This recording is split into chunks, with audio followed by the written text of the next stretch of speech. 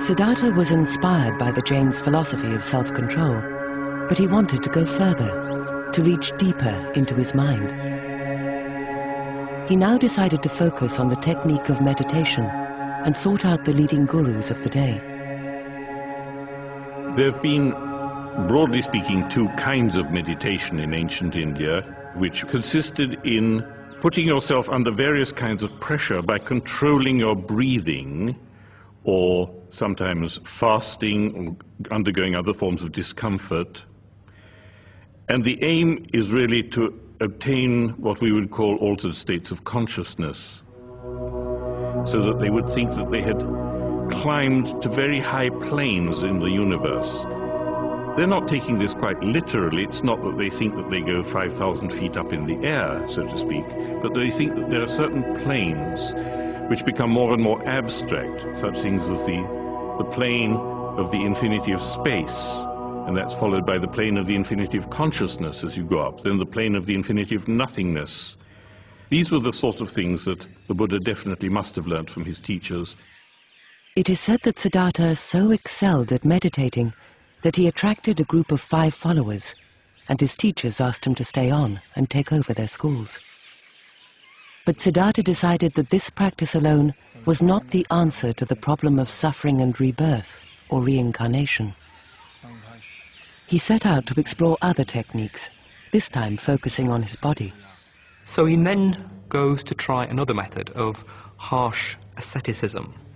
This involved things like fasting, not washing, meditations where you just hold your breath for a very long time, and it's very kind of forceful, willful way. Lots of religions have ascetic traditions. You get Christian saints who more or less kill themselves through starvation or flagellation or whatever, and this was true in the Buddha's time as well. Pain and physical suffering can induce strange states of consciousness in which you get all the parts that are common in near-death experiences. The sense of rushing down a dark tunnel towards a bright light, and you can get sense of presence, the feeling that there's somebody there helping you. So sort of angel experiences, the feeling of your guardian angel is with you, or that some deity or being is there. Ascetics may starve and even mutilate themselves. For them, the physical body is a barrier to spiritual liberation. By shedding their attachment to the body, they will cleanse the mind and liberate the soul.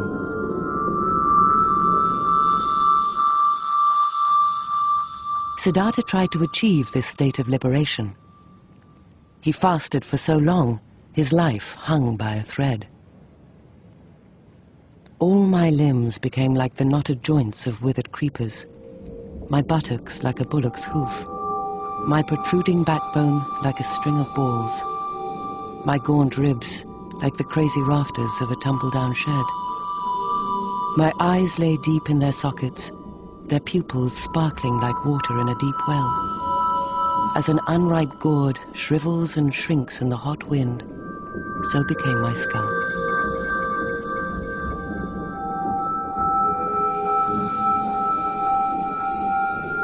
Just as Siddhartha was about to die of starvation, a young girl saved his life by giving him a bowl of rice and milk.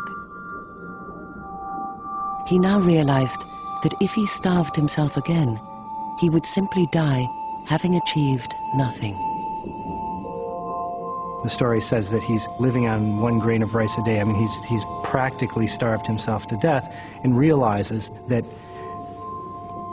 disciplining the body through extreme self-renunciation, asceticism, of inflicting pain upon the body, that doesn't solve the problem. When his 5 followers saw Siddhartha had given up his fast, they lost faith in him. They no longer believed he had the strength to live up to his spiritual convictions, and abandoned him. Feels he's tried what's on offer. They haven't worked. And it's at this stage he remembers meditation that he went into spontaneously in his teens, and he thinks, maybe that is a way through to awakening, because It's not taken up the desires of the body, but it is very joyful and happy. By chance, Siddhartha came across a musician tuning his sitar. When the string was too slack, it would not play. When it was too tight, it snapped. Somewhere in the middle lay tuneful harmony. Siddhartha realized that this simple observation signified something of great importance. It was the middle way that would lead him to the state of mind he was looking for, to a state of tuneful harmony, enlightenment. But how could he achieve it? The way that the Buddha eventually uses is what one could call mindfulness or awareness of the body, which neither ignores it nor tries to forcefully master it. It's a kind of middle way. The middle way led Siddhartha through the countryside. He had been traveling for 6 years. He had experienced pain and suffering and had stretched the boundaries of his mind. But he'd still not found the inner peace and harmony he was searching for. The state of absolute wisdom and everlasting bliss, known as enlightenment. Siddhartha arrived at Bodh Gaya. Here his torment would end. He sat down beneath a tree and vowed not to leave until he had reached enlightenment.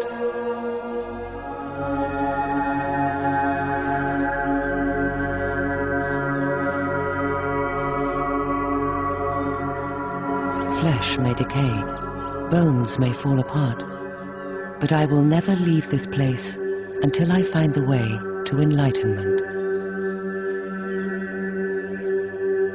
He's no longer giving himself a hard time, he's not stressing himself unbearably, he's not undergoing anything painful. He thinks, well, life is painful enough without taking the trouble to make it more painful, but let me just calmly think things out, think of how life works. He starts to focus the mind by attention to the slow movement of the breath coming in and going out, and to the refined sensation which exists in the body, perhaps just around the nose, in a way which starts to lead to the mind quietening, stilling, settling, gathering, purifying.